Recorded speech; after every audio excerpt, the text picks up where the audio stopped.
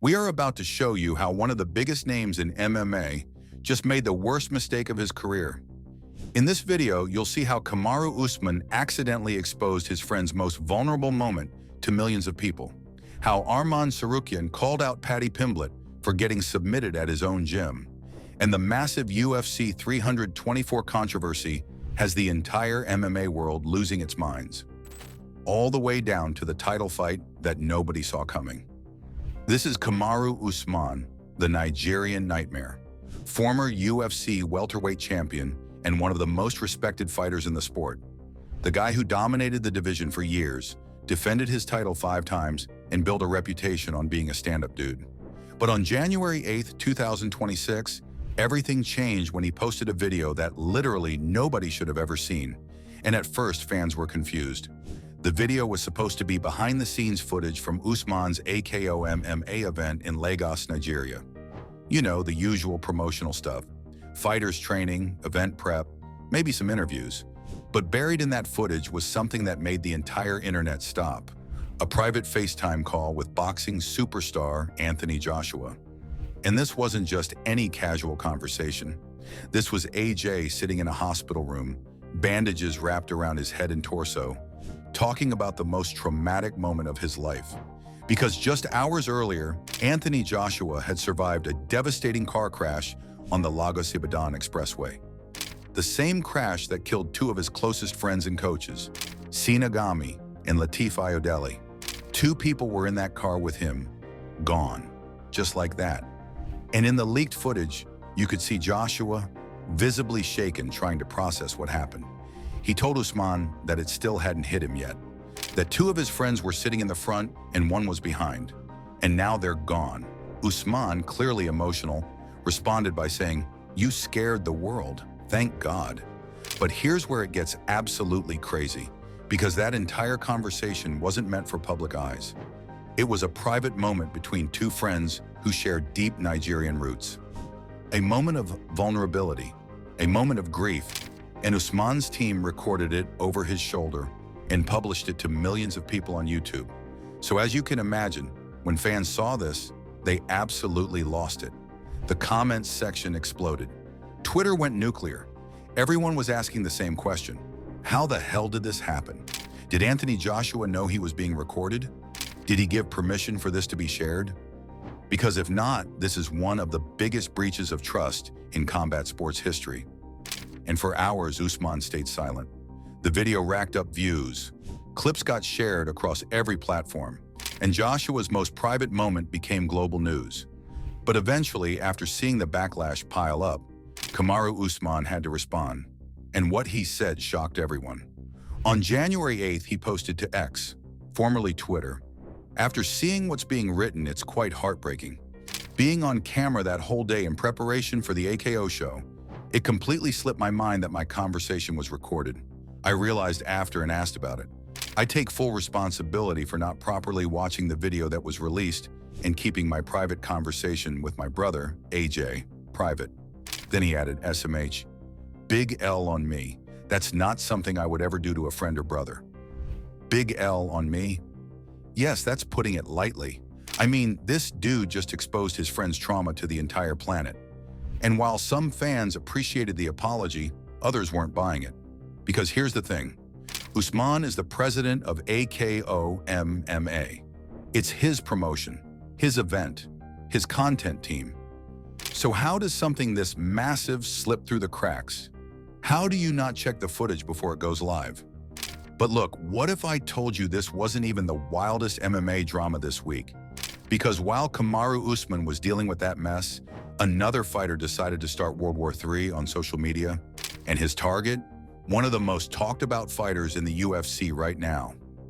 We are talking about Arman Tsarukyan, the #1 ranked lightweight contender in the entire UFC, the guy who just submitted Dan Hooker at UFC Qatar, the fighter who everyone thought deserved the next title shot. And on January 7th, he saw something that made him laugh so hard, he had to share it with the world. See, Paddy Pimblett, the Liverpool fan favorite who talks more trash than anyone in the division, had just gotten submitted. Not in the UFC, not in a high-level grappling competition, nope. At his own gym, in front of his own students. During the Next Generation MMA Liverpool Grappling Tournament, which he hosts every single year. And for 5 years straight, Paddy dominated that tournament. 5 years. He was the king of his own event. The guy who showed up, rolled through the competition, and took home the trophy in front of his home crowd. But in 2025, things went very, very differently. Because this time, Paddy Pimblett tapped out.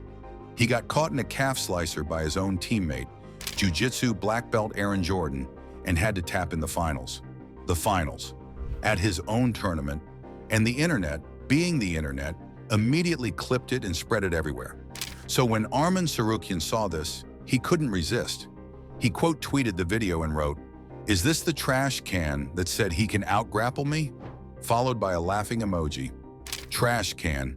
He called Paddy Pimblett a trash can. And honestly, the timing couldn't have been worse for Paddy, because in just 17 days on January 24th, 2026, he's supposed to fight Justin Gaethje for the interim UFC lightweight title at UFC 324, the biggest fight of his entire career. And here he is, getting submitted at his own gym by his own teammate, just weeks before showtime. But this is where the story gets even crazier. Because Arman Tsarukyan wasn't just trolling Paddy for fun. He's legitimately furious about the whole UFC 324 situation. And he has every right to be. Let me explain. See, in the UFC lightweight division, there's a clear ranking system. The #1 contender gets the next title shot. That's how it's supposed to work. And right now, Arman Tsarukyan is ranked #1, not #2, not #3, #1. He just beat Dan Hooker. He was the official backup fighter for the last lightweight title fight. He did everything right. Everything. So when UFC lightweight champion Ilia Topuria announced he was taking time off for personal reasons, everyone assumed the UFC would book an interim title fight, and everyone assumed Arman Tsarukyan would be in it. But on November 27, 2025, Dana White made an announcement that sent shockwaves through the MMA world. UFC 324, January 24th, 2026, T-Mobile Arena in Las Vegas. The main event, Justin Gaethje versus Paddy Pimblett for the interim lightweight title. Wait, what? Paddy Pimblett? The guy ranked way below Tsarukyan? The guy who just got submitted at his own gym? That Paddy Pimblett? Yes. And the MMA community absolutely erupted, because this wasn't just controversial. This was the UFC throwing the rankings out the window and booking a fight based on entertainment value. Dana White didn't even try to hide it. He said UFC 324 was the first event of their new 7-year deal with Paramount Plus, and they wanted English-speaking fighters who could trash talk and draw viewers. And Paddy? Oh, he loved every second of it. He went on social media and posted, "You like apples?" with a bunch of apple and laughing emojis directly aimed at Tsarukyan. Then he did interviews where he trashed Arman's opponents, saying Dan Hooker can't grapple and that Tsarukyan barely escaped a guillotine. He even said Tsarukyan pulls out of fights with fake injuries and called him a crybaby. So when Paddy got submitted at his own tournament, Arman saw his chance for revenge, and he took it. Hard. But Dana White backed up the decision. In an interview with Barstool Sports, he admitted that Arman's behavior played a role.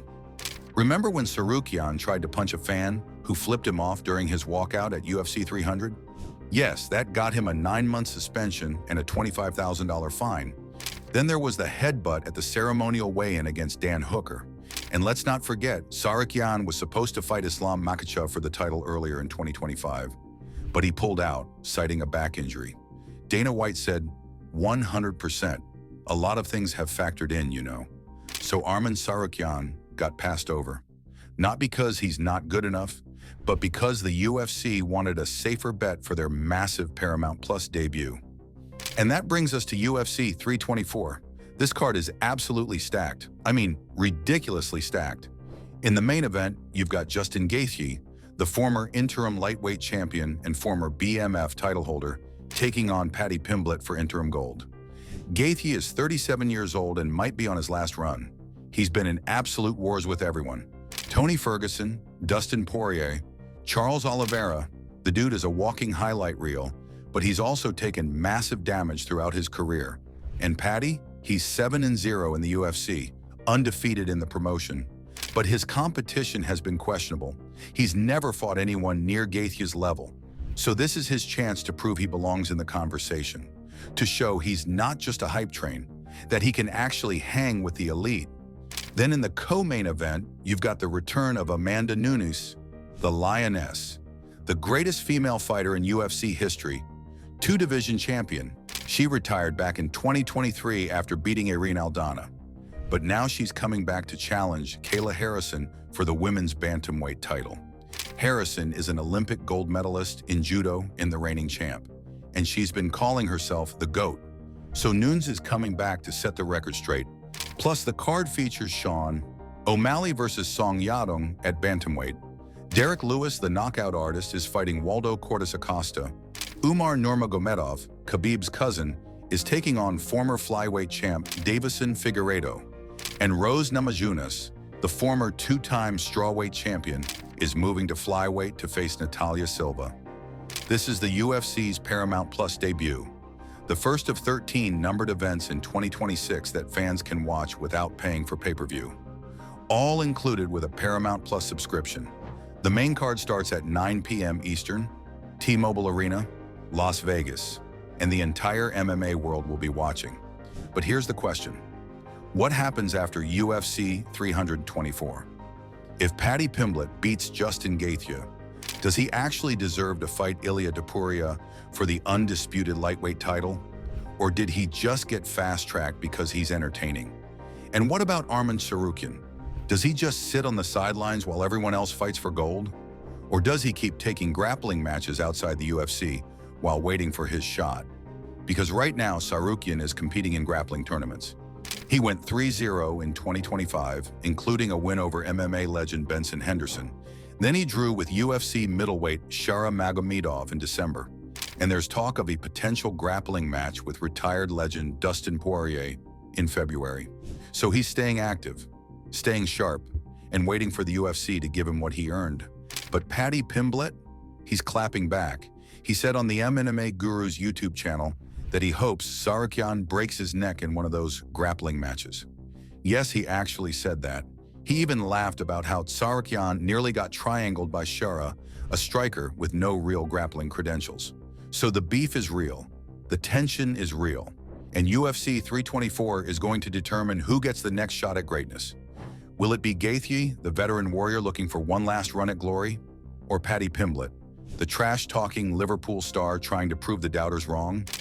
Meanwhile, Kamaru Usman is over here trying to repair his reputation after the Anthony Joshua incident. The video got deleted, the apology went out, but the damage is done, because once something goes viral, it never really goes away. And Anthony Joshua's most vulnerable moment is now permanently etched into the internet. Joshua eventually posted his own statement, thanking everyone for the support and honoring his fallen friends. He said he didn't realize how special they were until they were gone.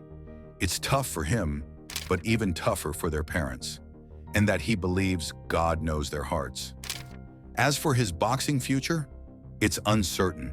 His promoter, Eddie Hearn, said Joshua needs time and privacy, no conversations about fights, no talk about what's next, just time to heal, physically and emotionally. Drop a comment and let me know. Team Gaethje or Team Paddy? Who you got? And do you think Arman Tsarukyan got screwed, or does he deserve to wait after all his controversies? And if you don't want to miss the breakdown, the highlights, and all the aftermath drama when Gaethje and Pimblett finally throw down, you need to hit that subscribe button right now.